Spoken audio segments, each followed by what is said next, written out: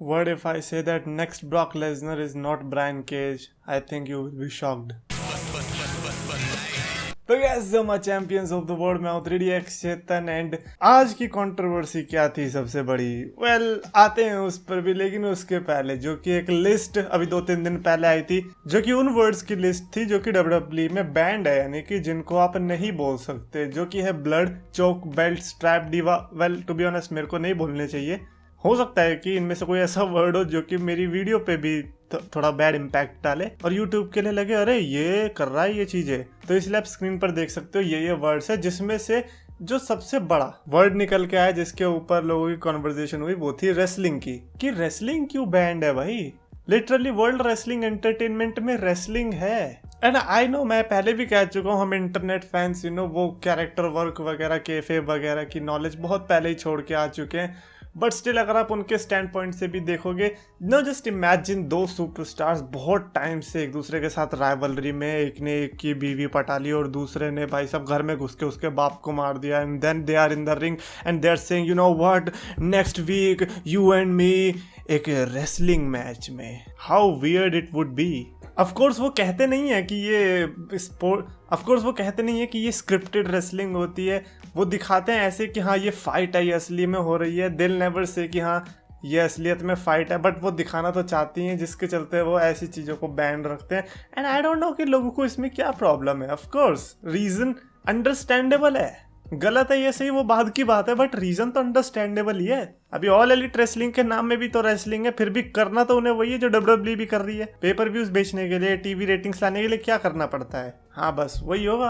और ये तो मैं विंस मैकमैन का पर्सपेक्टिव बता रहा हूँ, जो कि 1980s का पर्सपेक्टिव है। अभी हो सकता है कि अगर कोई टेक ओवर करे तो शायद ये वर्ड्स बैंड भी ना हो। And to be honest I don't have problem with both. Also Zelina Vega के बारे में भी आपको पता होगा कि स्मैकडाउन में जो उनका मैच कैंसिल हुआ था, वो काफ़ी फिर ट्रेंड भी हुई थी, बिकॉज वो अपने फादर को ट्रिब्यूट दे रही थी, क्योंकि 9/11 के अटैक में, जो कि उस टाइम पे डेट भी थी 9/11 की, स्मैकडाउन थी, और वो 9/11 के अटैक में उनके फादर जो है डेथ हो गई थी उनकी, तो उनको ट्रिब्यूट देने के लिए वो मैच देने आ रही थी, बट नहीं हो पाया, जिसके चलते लोग काफ़ी आक्रोश में आ गए।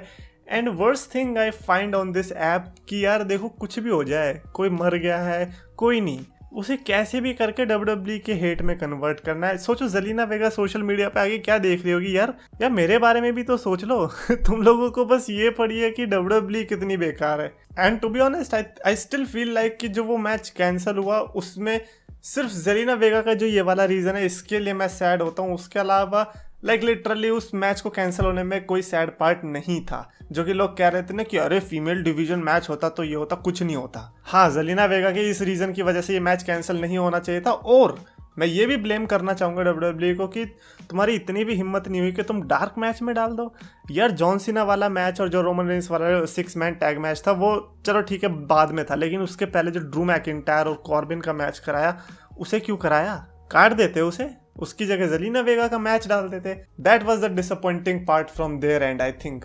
खैर डिसअपॉइंटिंग पार्ट आया अभी NXT के फैंस के लिए, क्योंकि समोआ जो के लिए लोग इतने हैप्पी थे। एंड नाउ समोआ मैं उठ के क्या पता चलती है भाई, देखो एक तो इंडिया में ये टाइम सही है, क्योंकि WWE में कुछ भी अलग सीन होता है ना, वो हमें सुबह उठते ही पता चल जाता है, अरे ये क्या हो गया है ना। तो समोआ जो ने अपनी चैंपियनशिप कर दी रिलिंक्विश, यानी कि उन्होंने कहा कि भैया डॉक्टर ने बताया कि वो इंजरी है।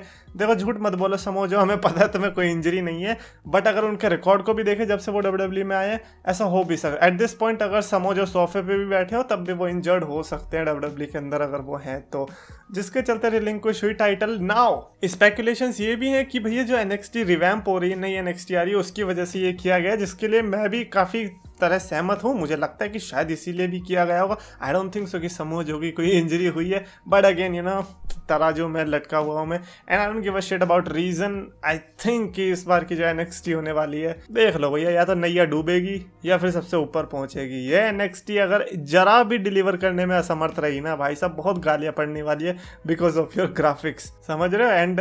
एंड लेट्स सी कि इस बार का फॉर्मेट कैसा होने वाला है, और जो वो मैच होने वाला था क्या वो चैंपियनशिप के लिए हो जाएगा? अब बहुत सारे क्वेश्चन हैं, एंड आई थिंक इस बार की NXT बहुत इंटरेस्टिंग होने वाली है। I am going to watch that live. And I think आपको भी लाइव देखनी चाहिए। आइकॉन कलर ने लिखा Sami Zayn and Kevin Owens will be all elite in 2022, और अभी तो लाइक रिपोर्ट्स भी आई कि सैमी ज़ैन का इसी साल के एंड में खत्म हो रहा है कॉन्ट्रैक्ट, वहीं केविन ओवेंस का अराउंड जनवरी में।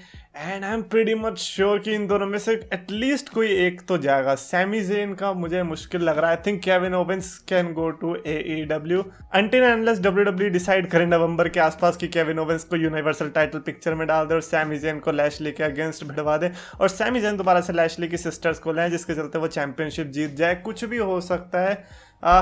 To be honest I don't want कि ये सुपरस्टार WWE में जाए, ठीक है। इन दो सुपरस्टार्स पे मैं कह सकता हूँ कि प्लीज इन्हें मत भेजना, बाकी तुम कुछ भी ले जाओ। मतलब ऑफ कोर्स रोमन रेंस और सेथ रॉलिंस ने, ये नहीं कह रहा मैं, पर हाँ उनके अलावा आप कुछ भी ले जाओ। डोमिनिक मिस्टीरियो चाहिए, ले जाओ। पीयूष कुमार ने लिखा please tell Roman to give Montez Ford one title shot, he will become a main event superstar. And जितना मेरे को रोमन का पता चला है, मेरे को यही लगता है कि आई थिंक उसे पता है कि कौन सा सुपरस्टार कितना तगड़ा है, एंड अगर उनके लिए मोंटेज फोर्ड वो काबिल नहीं है तो वो उसको चांस देंगे ताकि उनका जीतना आसान हो जाए, उनके 28 दिन और आसानी से निकल जाए। एंड आई फील लाइक कि Montez Ford is that guy जो कि मेन इवेंट में बहुत तगड़ा चलेगा, बट अभी के लिए नहीं। समझ रहे हो? मतलब पहले उस टैग टीम को स्टैब्लिश होना पड़ेगा जिससे कि वो जब सोलो में घुसे तब अलग ही इम्पैक्ट पड़े, जैसे कि न्यू डे के साथ हुआ है। कोफी किंगस्टन एंड बिगी दोनों बिग टाइम सोलो सुपरस्टार्स की तरह निकले, जो कि मुझे लगता है कि अगर स्टार्टिंग के न्यू डे में होता और तब निकलते तब नहीं हो पाता। So I feel like Street Profits को वेट करना पड़ेगा। रेंस यार्ड ने लिखा हे चेतन भाई which match you want to see at Survivor Series? ओहो, Roman versus Lashley, Brock Lesnar versus Lashley, Roman versus Orton, Brock Lesnar versus Orton. Wow, क्या चारों इंटरेस्टिंग पिक्स थी। And to be honest I feel like कि मैं Lashley को शायद ना consider करूं। I would go with Randy Orton and Roman Reigns. You know last year हमने देखा रोमन वर्सेस मैकिंटायर का क्लासिक मैच। मैं चाहता हूँ कि इस बार ऑर्टन के साथ वो मैच देखने को मिले, and we need that Roman versus Orton का मैच, जो कि हम बहुत टाइम से डिमांड कर रहे हैं जब से रोमन का ऐसा कैरेक्टर आया। और क्या बात कर रहे हो, इस मैच में रैंडी ऑर्टन बेबी फेस होंगे? वाह भाई वाह, यही चाहिए, अब तो यही चाहिए। अर्जुन फावा ने लिखा बकवास बंद कर, रोमन रेंस नंबर 1 मेरी नजर में, कंपेयर मत कर तू रोमन से केनी ओमेगा। नुका मिजेट रोमन के सामने बेकार रेसलर है। ओके। एशमैन ने लिखा bro attack on Titan is masterpiece, just wait until season 3 it will blow your mind. हाँ, तो ये बहुत सारे कमेंट आए अटैक ऑन टाइटन के लिए कि भैया वेट करो सीजन 1 ऐसा ही है। तो यस लेट्स सी, निकाल लेते हैं उसको। और अगर आपको मेरी पागलपंती वाले बात मिले, आपको लगे कि मैं ये क्या बोल रहा हूँ कि Kenny Omega is actually the best wrestler in the world, तो समझ लेना कि मैंने अटैक ऑन टाइटन का सीजन 3 भी देख लिया है, बिकॉज अपेरेंटली उससे मेरा माइंड ब्लो हो जाएगा और मैं शायद कुछ भी ना सोच पाऊँ। सुकेन लिम ने लिखा कि I love AEW fire fire fire because there are so many young talents, I am sick of WWE। One man 16 time, 14 time, 12 time champion, maybe in the future 100 time champion. I know everybody loved WWE, but that's your choice. सो ये comments में लिखकर बताओ। आई think कि मेरे को लगता है कि नेक्स्ट स्मैकडाउन में ज़लीना वेगा को वो मिलना चाहिए जो कि वो डिज़र्व करती हैं। आई नो कि एक हफ्ता लेट है, but it is what it is. मैं इसीलिए नहीं कह रहा कि ये बाकी लोग फैंस कह रहे हैं, but I still feel like कि ज़लीना वेगा के साथ तो गलत हुआ, ये तो बात है। आपके भी क्या थॉट्स है कमेंट्स में लिख कर बताओ। अगर आपको वीडियो पसंद है तो प्लीज लाइक करो, शेयर करो, चैनल सब्सक्राइब करो।